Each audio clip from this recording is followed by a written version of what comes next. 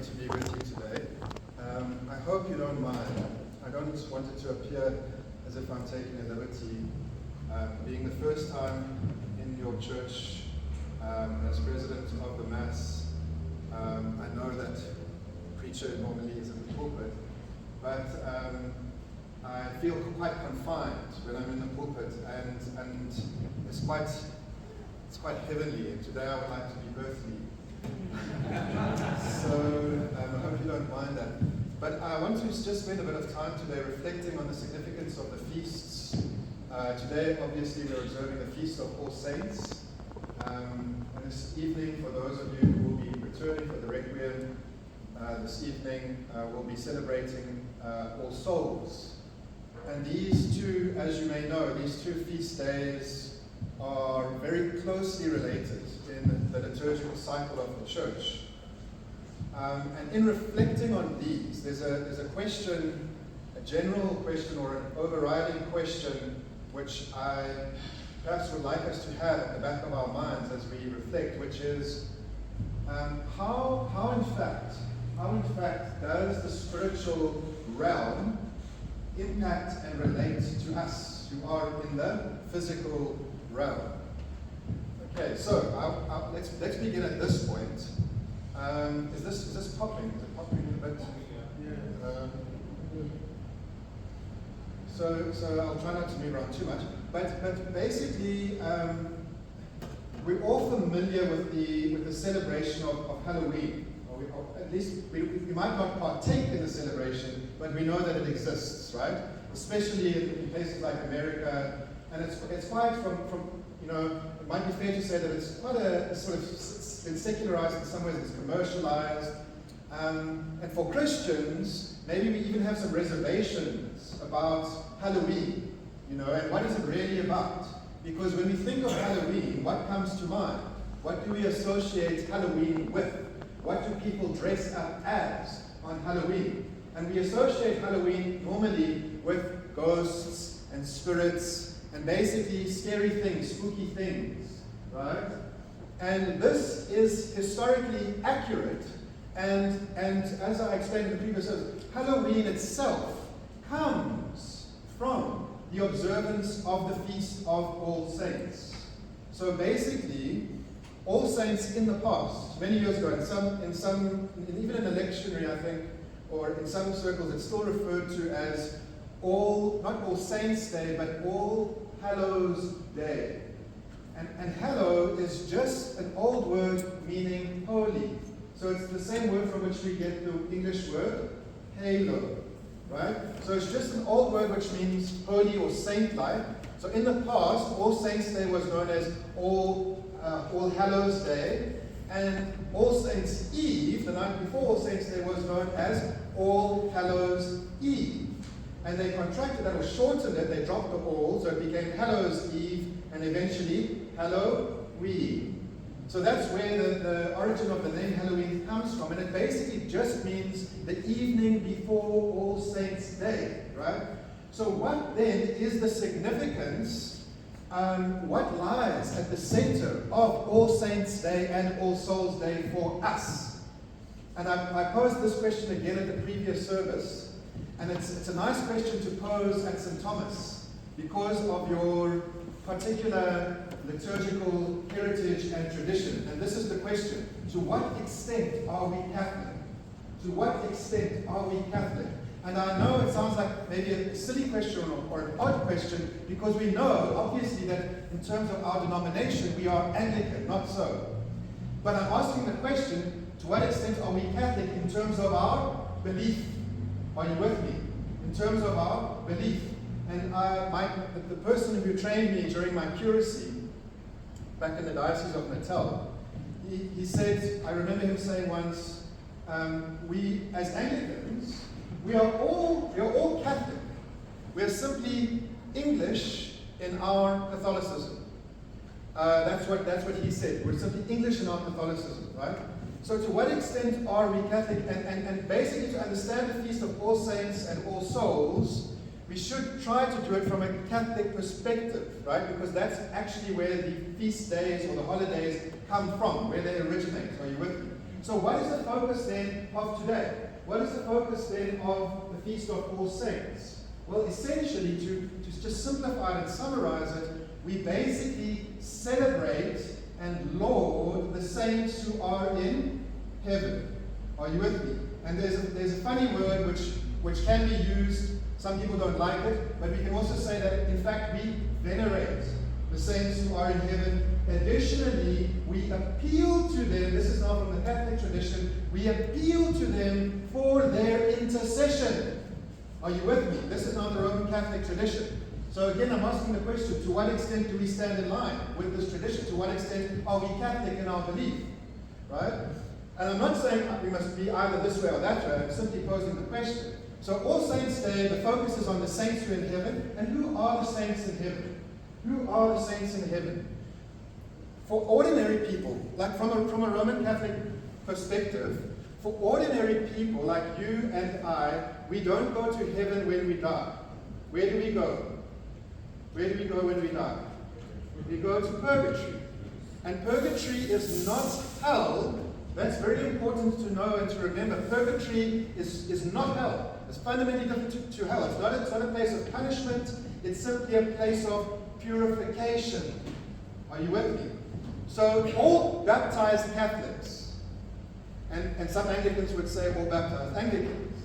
By the way, I was recently appointed chaplain at St. John's College, and if you read the mission statement of St. John's College, it describes itself as an Anglo-Catholic school,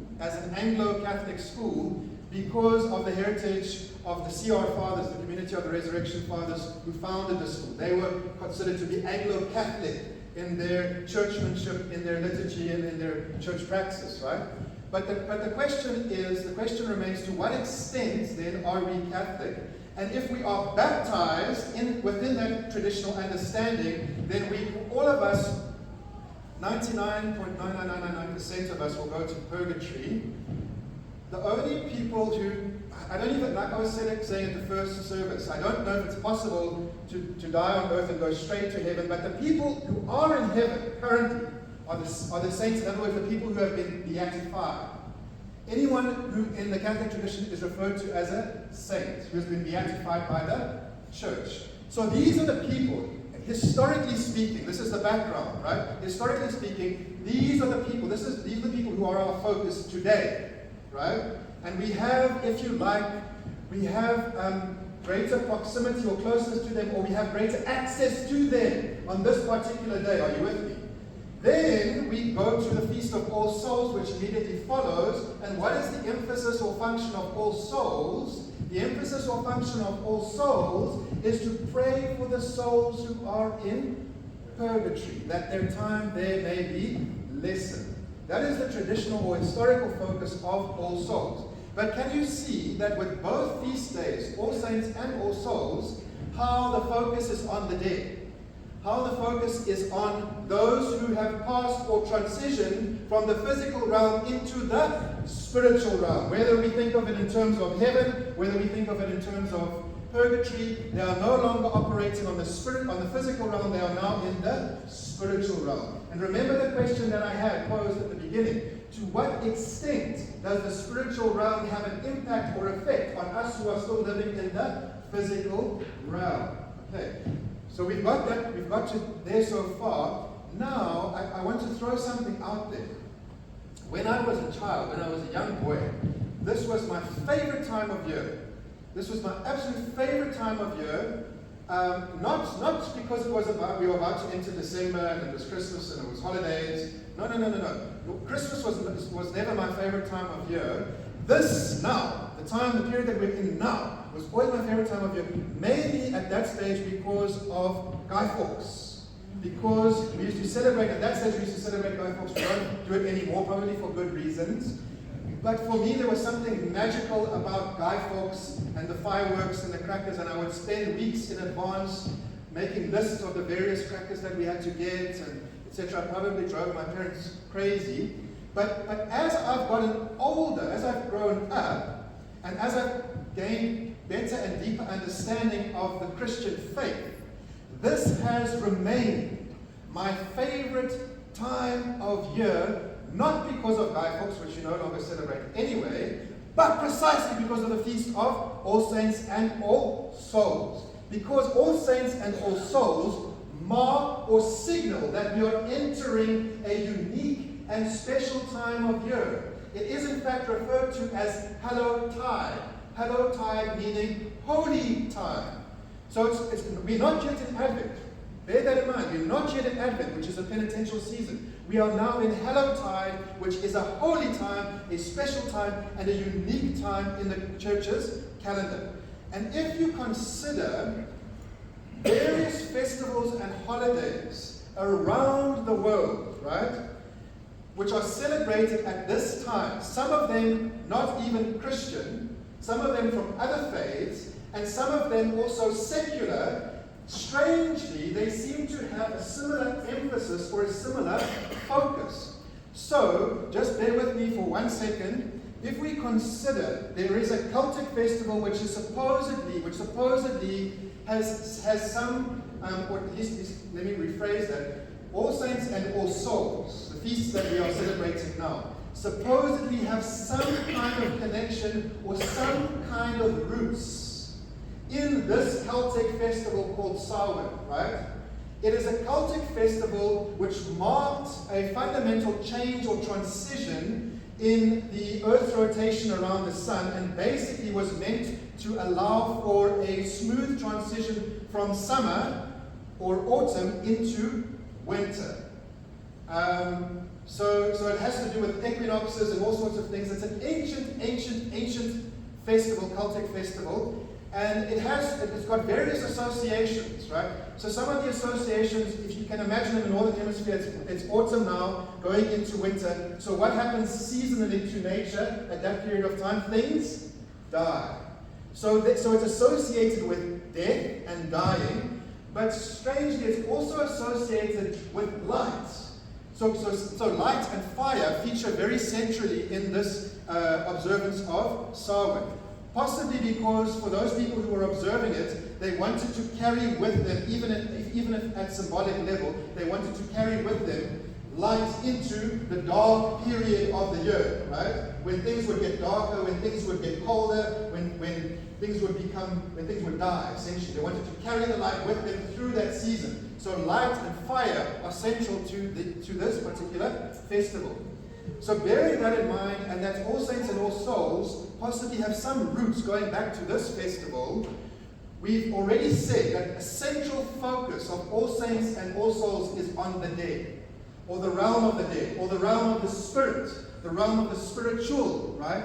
And central to this festival, which I've just referred to, Samhain, they believe, there was a fundamental belief, that at this time of year, unlike any time of year, there would be a thinning out. In other words, the spiritual realm and the physical realm would kind of overlap in some ways at this time of year, such that if the spiritual realm was going to have an effect on the physical realm, it was most likely to happen now. Are you with me?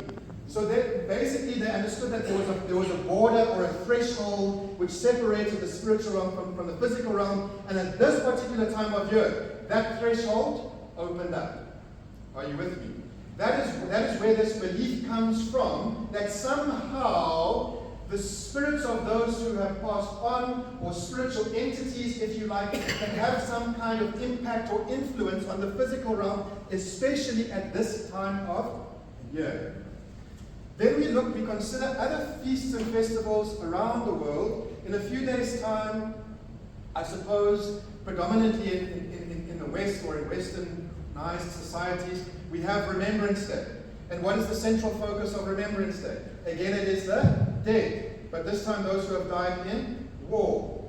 If we think about, so remember the two associations are dead, the dead people, those who have gone before us in the faith, and light. Those two associations. Because what do we do on All Souls Day? What will you probably do this evening if you come back this evening? You will probably light a candle in memory of the loved one, your loved one who has passed on. Right?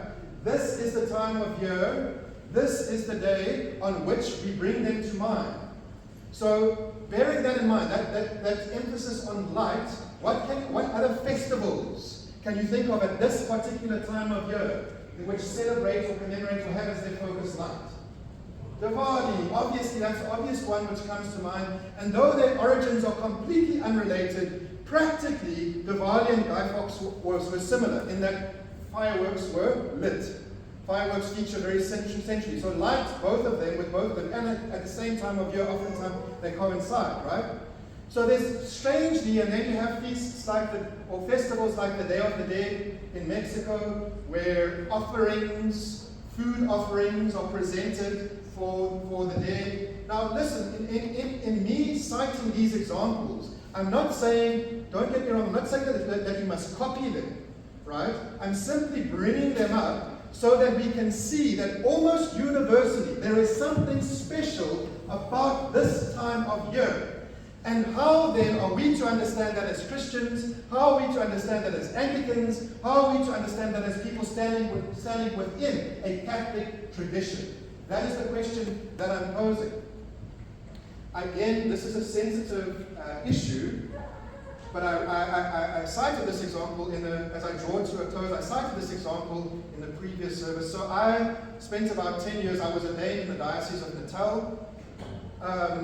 And so, partly because of this, I had to become familiar with the concept of amadlozi, right? Because the role that amadlozi played, even amongst church people in Natal, oftentimes is significant. And I realize it's a sensitive issue. I'm not advocating, hear me properly, I'm not advocating either for or against. I'm simply bringing up as a way of illustrating the point that I'm trying to make. So within Zulu culture and Zulu tradition, ancestors or amadlozi play a vital role. And the understanding for those who subscribe to this belief is nothing good can come from neglecting or forgetting one's ancestors. Nothing good can come from neglecting or forgetting one's ancestors. So you can make up your own minds what you must do, how you must interact with amadlozi. I'm not saying either way. I'm just citing it as an example by way of illustration. And the point that I want to make in raising that is to say that as Christians, as Anglicans, as people standing within the Catholic tradition, we too have ancestors. Since we are surrounded by so great a cloud of witness, let us lay aside every weight and sin that clings so closely, and let us run with perseverance the race that is set before us, looking to Jesus, the founder and perfecter of our faith. Since we are surrounded by so great a cloud of witnesses. So the question that we have to ask at this point in the liturgical calendar, at this point in the year, is how are we going to relate to those people who have gone before us in the faith? How are we going to relate to the saints who are in heaven? How are we going to relate to our loved ones? Because believe me, brothers and sisters, at this time of year, we enjoy greater proximity to those who have gone before us in the faith. It is up to you to decide what your precise relationship is going to be with them. But let me make this clear in no uncertain terms. The spiritual realm has an effect on the physical realm, and that is true no more than at this time of year. May you be blessed. Amen.